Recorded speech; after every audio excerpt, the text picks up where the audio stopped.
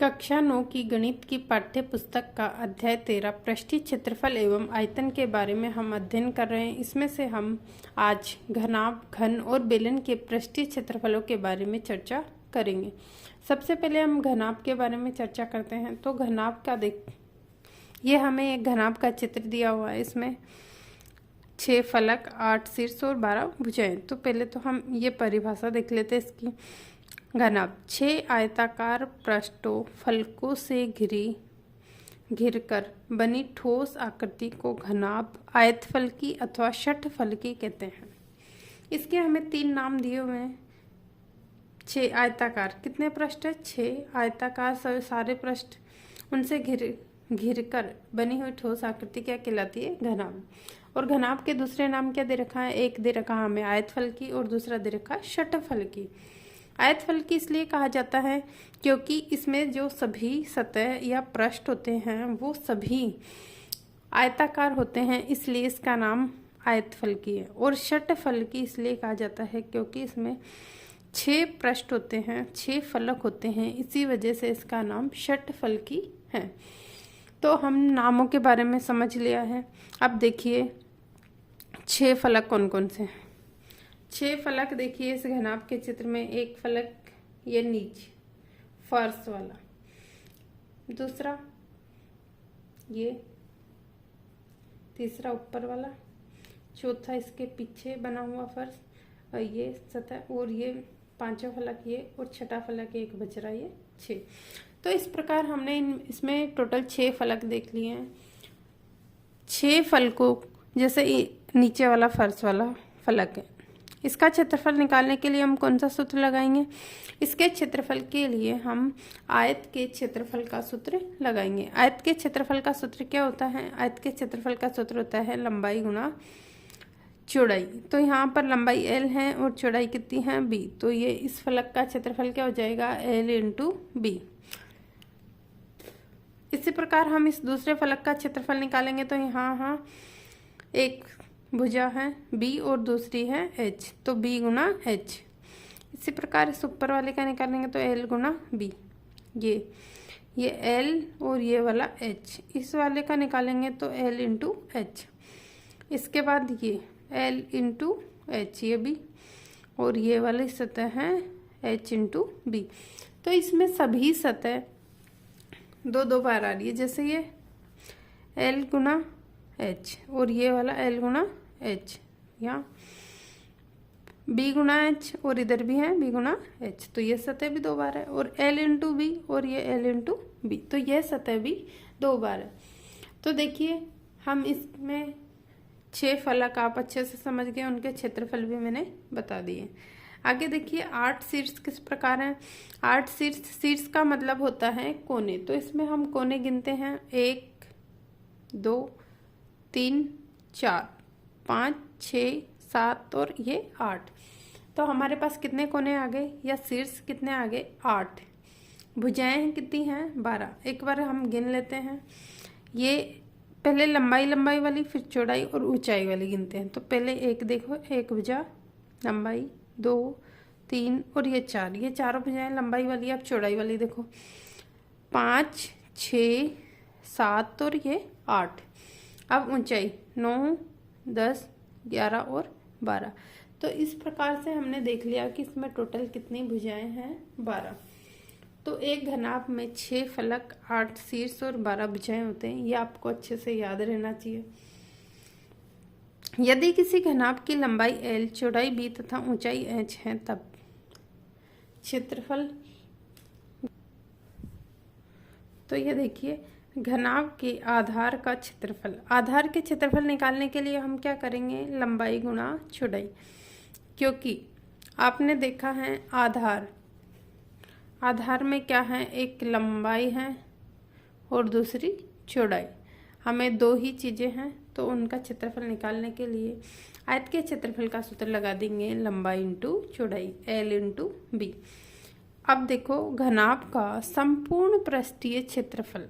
संपूर्ण पृष्ठीय क्षेत्रफल में इसकी जो सारी सतह है उन सभी का क्षेत्रफल आएगा। तो उन सभी सतहों का क्षेत्रफल निकालने के लिए हम अलग अलग पृष्ठ का क्षेत्रफल निकाल के सबको जोड़ देंगे। तो हमारे पास क्षेत्रफल आए थे L into B, B into H, हमने पहले देख लिया था L into B, B into H, L into H, फिर B into H, L into H, और ये L इंटू बी। इस प्रकार सारे ही भुजाओं L इंटू बी 2 बार है, B इंटू एच 2 बार है, और L इंटू एच भी कितनी बार है? 2 बार। तो संपूर्ण पृष्ठीय क्षेत्रफल ज्ञात करने का सूत्र हो गया 2 गुणा लंबाई प्लस लंबाई गुणा चौड़ाई प्लस चौड़ाई गुणा ऊंचाई प्लस ऊंचाई गुणा लंबाई।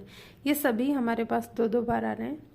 तो संपूर्ण पृष्ठीय, इसके सारी सतहों का क्षेत्रफल निकालने का सूत्र हो गया ये। अब घनाभ का पार्श्व पृष्ठीय क्षेत्रफल। पार्श्व पृष्ठीय क्षेत्रफल क्या होता है?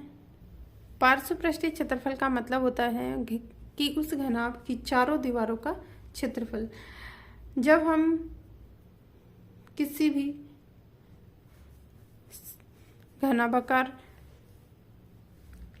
आकृति के बक्से किसी का भी हम पार्श्व पृष्ठीय क्षेत्रफल निकालेंगे तो पार्श्व पृष्ठीय क्षेत्रफल में हम उसकी चारों दीवारों का क्षेत्रफल ही निकालेंगे। तो चारों दीवारों का क्षेत्रफल निकालने का सूत्र होता है 2 गुणा लंबाई, 2 गुणा ऊंचाई गुणा लंबाई प्लस चौड़ाई।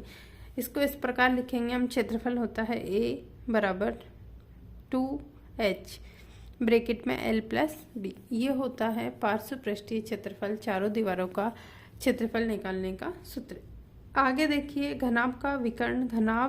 घनाभाकार कमरे में रखी जा सकने वाली सबसे बड़ी छड़ का लंबाई।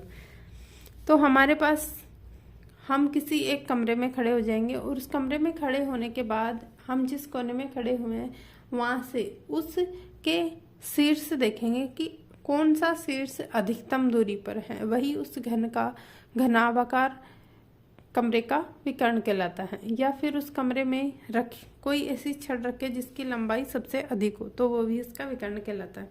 तो इसका सूत्र होता है अंडर रूट में L square plus B square plus H square.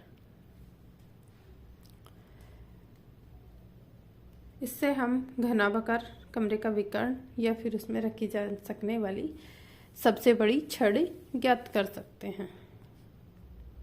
आगे देखिए, हमने घनाभ के बारे में चर्चा कर लिया, अब हम घन के बारे में देखते हैं। घन का प्रत्येक पृष्ठ फलक वर्गाकार होता है। उसमें आयताकार होता था घनाभ में, यहाँ कैसा होता है? प्रत्येक फलक वर्गाकार। अतः घन के प्रत्येक पृष्ठ का क्षेत्रफल निकालने का सूत्र होता है भुजा स्क्वायर।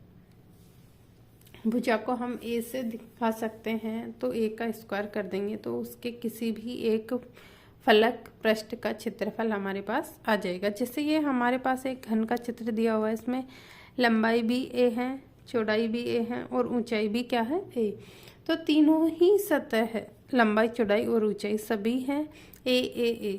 सभी की लंबाई समान है, सभी वर्गाकार पृष्ठ जो भी एक ही नाप के, समान नाप के। तो इसमें हम इस पृष्ठ का क्षेत्रफल निकाले, इसका निकाले, कोई से भी 6 में से कोई से भी पृष्ठ का क्षेत्रफल निकालेंगे तो वो हमारे पास आएगा भुजा का स्क्वायर, मतलब A का स्क्वायर। तो इस प्रकार हम एक फलक का क्षेत्रफल निकाल सकते हैं। आगे देखिए, हम संपूर्ण पृष्ठीय क्षेत्रफल किस प्रकार निकालेंगे।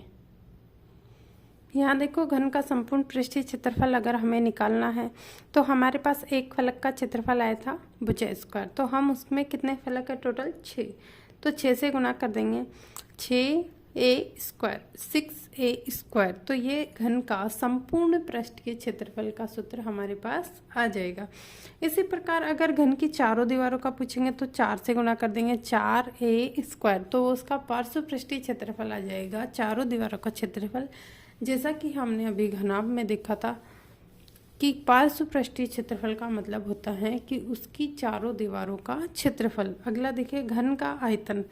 आयतन का सूत्र निकालने के लिए उसके आधार का क्षेत्रफल गुणा उसमें क्या कर देंगे? ऊंचाई। तो आधार का क्षेत्रफल क्या है? भुजा का स्क्वायर, और ऊंचाई भी कितनी है? वो ही भुजा। जैसे ये A है तो ये भी कितनी है? A। तो भुजा की कितनी घात होगी? 3। हमने भुजा A मानी तो A की घात 3। तो ये क्या हो गया? घन का आयतन ज्ञात करने का सूत्र हो गया।